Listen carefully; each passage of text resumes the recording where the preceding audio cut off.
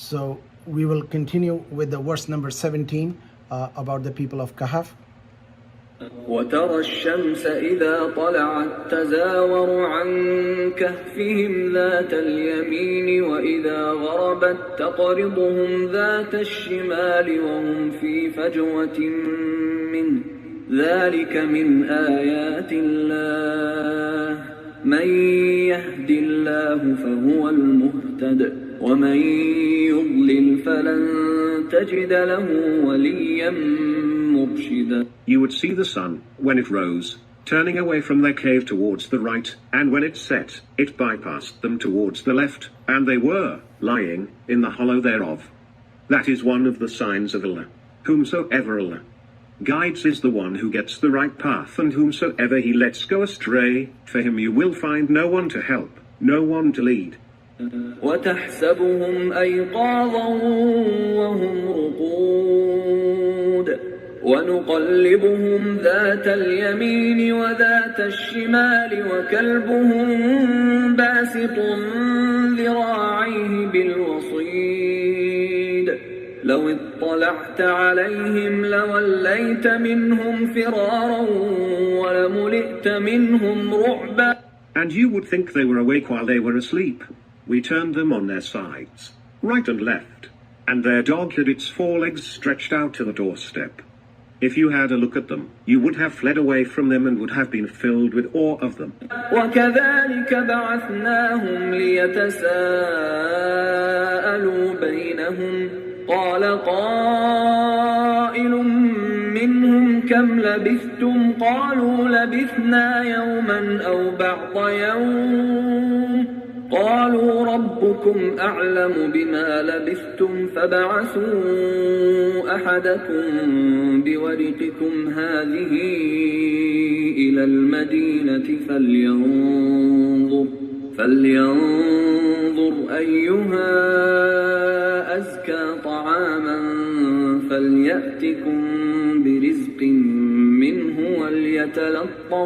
وليتلطف ولا يشعرن بكم أحدا. In this way we raised them up until they asked each other. One of them said, "How long did you tarry?" They said, "A day, or part of a day." They said, "Your Lord knows best how long you tarried. So, send one of you with this silver coin of yours to the city and let him look around which of the eatables are the purest and let him bring you some food from there. And he must act in polite manner, and must not let anyone know about you." This verse number 19 has some significance. I would like you to pause for a moment here.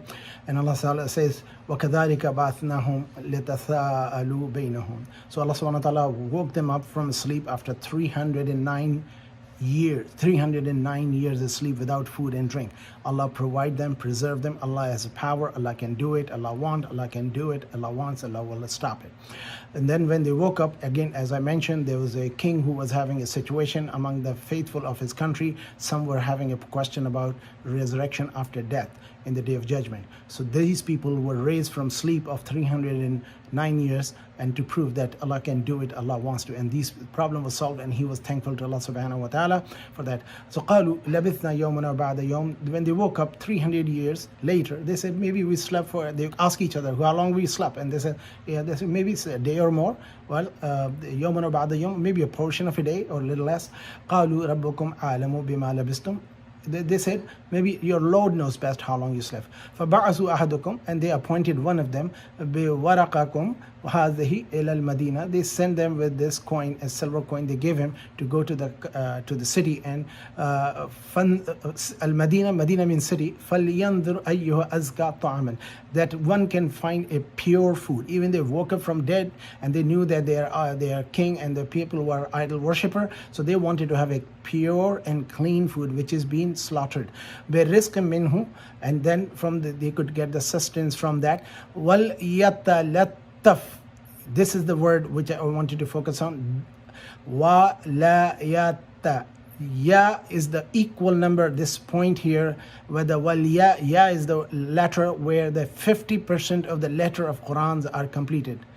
from the Surah Baqarah till this, when you Surah Fatiha to here, when you read the Quran, this is the middle of the time where the 50% of the Quranic word was when people calculated.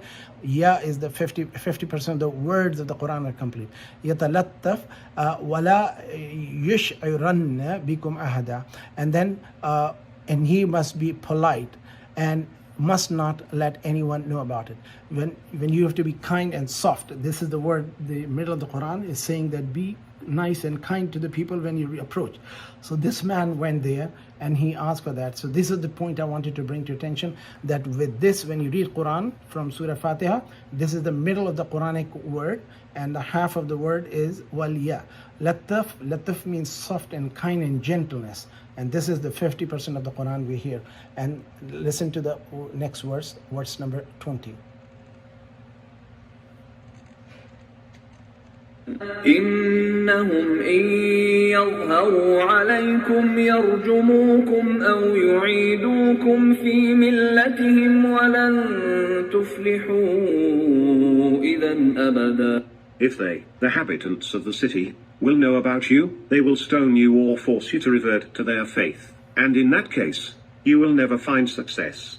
وكذلك أعثرنا عليهم ليعلموا أن وعد الله حق وأن الساعة لا ريب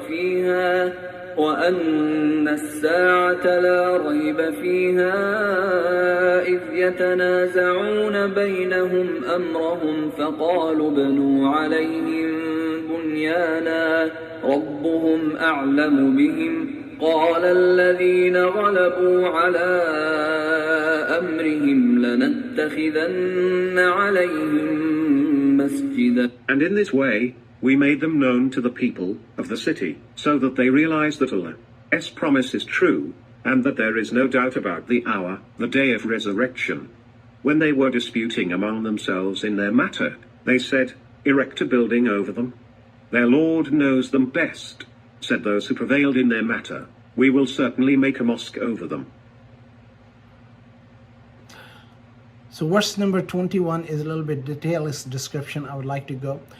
So when they found and they came to the cave and they found those 7 sleepers with the 6 men and a 7th dog, and they decided, then they found them, these were the real people who were missing in the 300 years ago when the king was disbeliever, and they were afraid of their lives. They took refuge in a cave and to preserve their faith. Important thing was that they preserved their faith and they were afraid of the king's punishment. They were young men. This is a motivation for the youth, that we as a Muslim should encourage our youth to be more in the firm belief with Allah, La ilaha illallah, Muhammad Rasulullah. This is what we should do and we should encourage. And there's a lot more I can talk about for hours on this matter, how the young people should be reminded and remembered and affirmed about the faith. So no matter what, they should not compromise their belief. And if they have to take refuge, they should take a refuge. And this is where Islam teaches us. So Allah subhanahu wa ta'ala described this story about those people of the 7 sleepers, which was one of the 3 questions.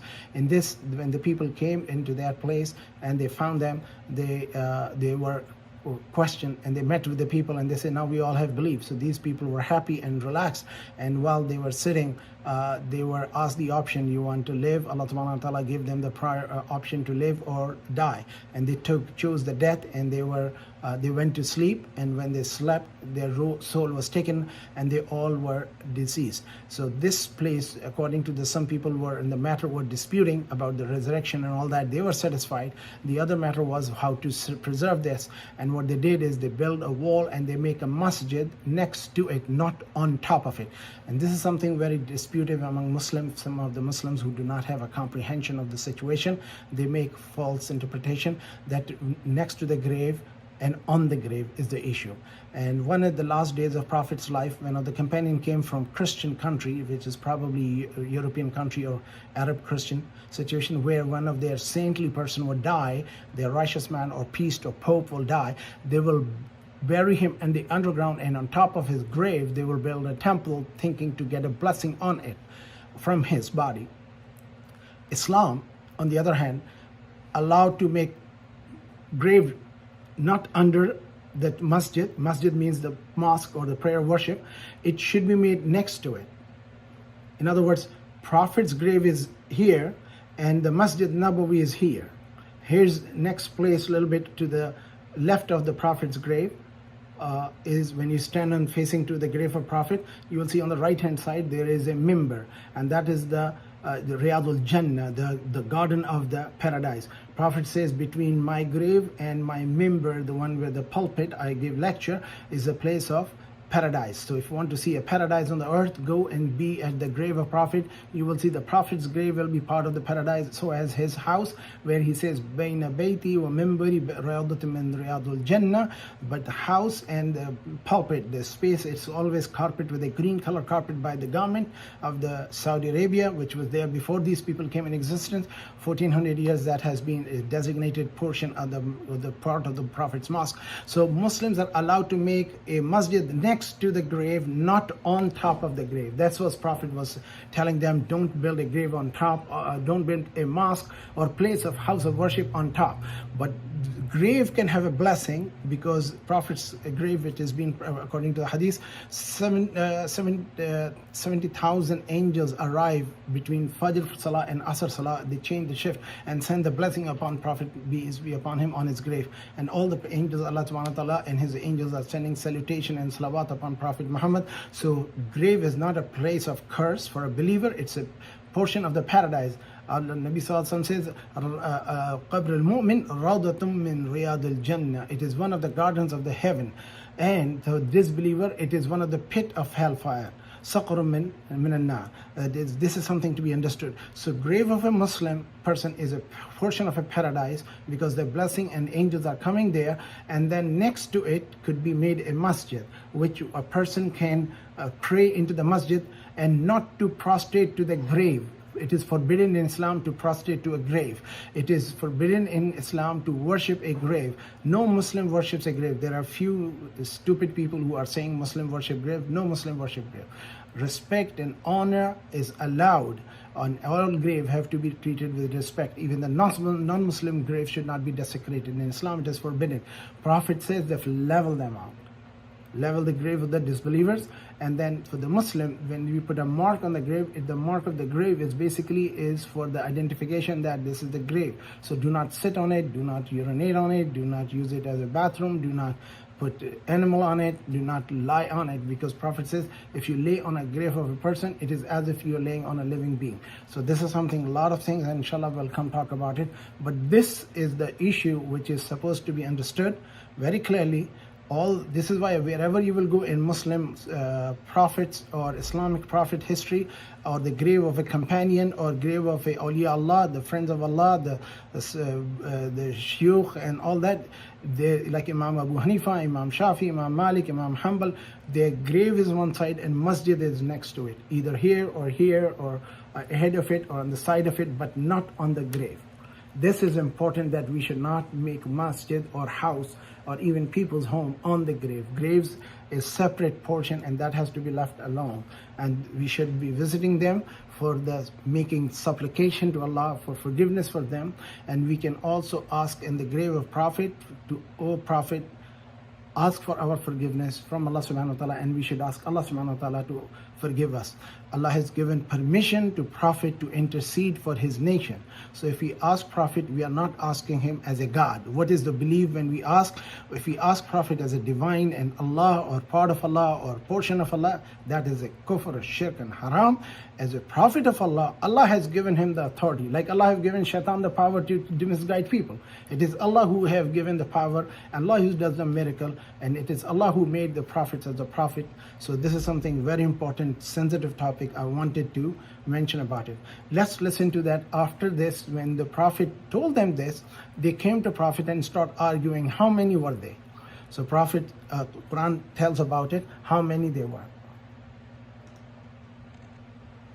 سيقولون ثلاثة رابعهم كلبهم ويقولون خمسة سادسهم كلبهم رجما بالغيب ويقولون سبعة وثامنهم كلبهم قل ربي أعلم بعدتهم ما يعلمهم إلا قليل فلا تمار فيهم